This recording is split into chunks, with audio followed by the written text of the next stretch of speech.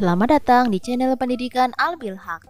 Kelas 4, tema 9, subtema 1, muatan pelajaran IPA. Air dan matahari sebagai sumber energi. Air sangat bermanfaat bagi kehidupan manusia. Salah satunya sebagai pembangkit listrik tenaga air. Ayo kita pelajari bagaimana listrik dihasilkan dan manfaatnya bagi kehidupan kita. A. Air dan listrik. Air dan listrik merupakan sumber energi yang paling banyak dimanfaatkan manusia. Energi listrik yang kita gunakan awalnya berasal dari bahan bakar batu bara. Namun jika digunakan terus-menerus akan cepat habis. Oleh karena itu digunakan air sebagai energi alternatif. Di Indonesia, pembangkit listrik tenaga air merupakan salah satu upaya memenuhi kebutuhan pasokan listrik. Oleh karena itu, banyak sekali bendungan atau waduk di Indonesia. Aliran air dari bendungan atau waduk digunakan untuk menggerakkan turbin, sehingga membangkitkan energi listrik. Semakin deras aliran air, maka makin kencang kincir berputar. Simak video berikut ini.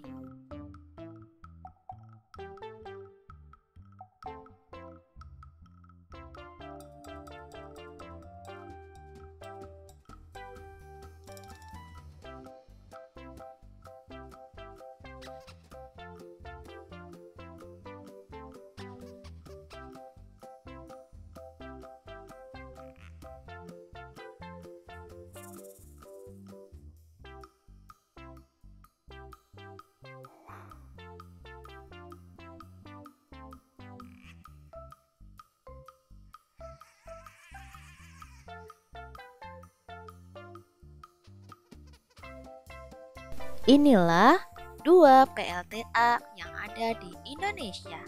Yang pertama PLTA Sigura-gura di Sumatera Utara, serta PLTA Gajah Mungkur di Jawa Tengah. Untuk PLTA yang lain silakan simak pada akhir video berikut. Berikut ini adalah peralatan listrik dan manfaatnya. Contohnya lampu berfungsi sebagai penerangan, kulkas sebagai pendingin makanan dan minuman. Oven digunakan untuk memanggang makanan, serta kompor listrik digunakan untuk memasak. Televisi digunakan sebagai media informasi. Kipas angin digunakan sebagai penyejuk ruang. Serta radio digunakan sebagai media informasi serta menyetel kaset. B. Jenis sumber energi. Sumber energi dikelompokkan menjadi dua. Yang pertama, sumber energi yang tidak dapat diperbaharui. Energi ini jumlahnya terbatas di alam. Contohnya minyak bumi, batu bara, gas alam, dan hasil tambang. 2. Sumber energi yang dapat diperbarui, yaitu sumber energi yang jumlahnya melimpah di alam. Contohnya air, angin, matahari, hewan, dan tumbuhan. C. Matahari sebagai sumber energi. Matahari merupakan sumber energi terbesar di bumi. Energi matahari tidak pernah habis digunakan. Energi matahari juga sangat bermanfaat bagi manusia, hewan, tumbuhan, dan alam. A. Manfaat energi matahari bagi manusia.